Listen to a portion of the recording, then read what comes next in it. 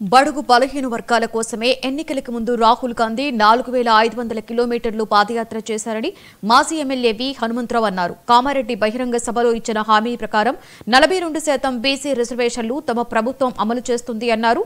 బీసీల హక్కుల సాధనకు కొందరు నాయకులు అడ్డుపడే ప్రయత్నాలు చేస్తున్నారని, అప్పటికప్పుడు కోర్టులో పిటిషన్లు దాఖలు చేస్తున్నారని ఆరోపించారు. అక్టోబర్ 8న హైకోర్టులో విచారణ ఉన్న నేపథ్యంలో తమ హక్కుల సాధనకు బీసీ వర్గాలు పోరాడాలని పిలుపునిచ్చారు.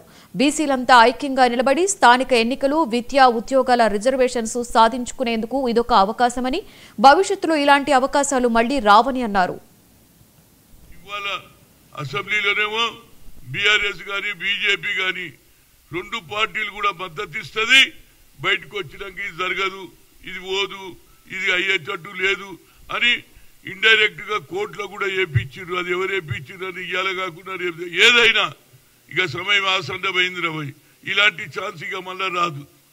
ఒక నాయకుడు, అపోజిషన్ నాయకుడు, ఇందిరాగాంధీ కుటుంబంలో ఉన్నటువంటి ఏది ఆ బ్లడ్ లో జెనెటిక్స్ ఉంది కాబట్టి ఇవాళ వీకర్ సెక్షన్ కు న్యాయం చేయాలంటే దాన్ని అడ్డుకుంటున్నారు. కాబట్టి ఇక మనం ఏది ఇందిరా పార్క్ దగ్గర ధర్నాలు అవసరం లేదు, అదేవిధంగా జంతర్ మంతర్ పోయే అవసరం లేదు. ఈ సమయంలో అన్ని రాజకీయ పార్టీలు, అది కుల సంఘాలు కావచ్చు, బీసీ సంఘాలు కావచ్చు, అందరు కూడా ఇంప్లీడ్ కావాలి.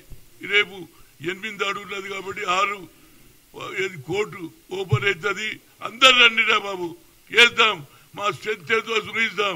ఎందుకంటే జ్యుడిషియరీలో కూడా మాకు అన్యాయం జరుగుతుంది, మాకు చెప్పే నాయకుడే లేడు కాబట్టి అందరం వేస్తాం. నేను కూడా వేస్తున్నా. అందరూ ఇదే విధంగా కుల సంఘాలు, ఏదైతే బీసీ ఆర్గనైజేషన్ అందరికి అప్పీల్ చేస్తున్నా, రండి ఇంప్లీడ్ అయిదాం, ఎట్లా అయ్యారో చూద్దాం. ఎందుకంటే ఒత్తిడి తీసుకొస్తున్న వాళ్ళు కావాలని మనం ఆపడానికి, ఆ ఆపడానికి మనం కూడా తయారు కావాలి. ఇక ఇప్పుడు రాకపోతే ఇక మన భవిష్యత్ ఇంతే. ఇవాళ